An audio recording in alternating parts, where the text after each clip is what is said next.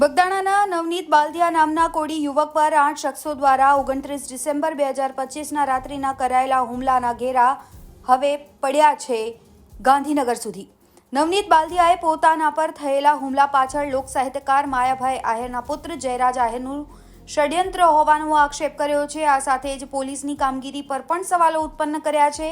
હોસ્પિટલમાં સારવાર લઈ રહેલા નવનીત બાલદિયાના 1 જાન્યુઆરી 2026ના રોજ ખબર અંતર પૂછવા ગયેલા રાજુલાના ધારાસભ્યએ આ મામલે સોમવારે ગાંધીનગરમાં મુખ્યમંત્રી અને હર્ષ સંઘવીને મળી રજૂઆત કરવાનો નિર્ણય કર્યો હતો। ત્યારે કોળી સમાજના ધારાસભ્યો અને સાંસદ સભ્ય ગાંધીનગર પરસોત્તમ સોલંકીના નિવાસ સ્થાને આવી પહોંચ્યા છે, જ્યાંથી તેઓ સ્વર્ણિમ સંકુલ મુખ્યમંત્રીને મળવા માટે રવાના થવાના છે।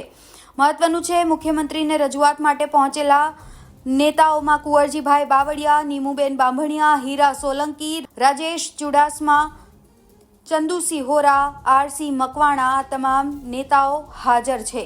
બગદાણાના નવનીત બાલદિયા પર જે હુમલો કરવામાં આવ્યો તે કેસની ન્યાયિક તપાસની માંગ કરવા માટે કેબિનેટ મંત્રી કુંવરજીભાઈ બાવળિયા, રાજુલાના ધારાસભ્ય હીરા સોલંકી સહિતના દિગ્ગજ નેતાઓ છે તેઓ પહોંચી ચૂક્યા છે અને મુખ્યમંત્રીને બસ થોડીક જ વારમાં રજૂઆત કરશે।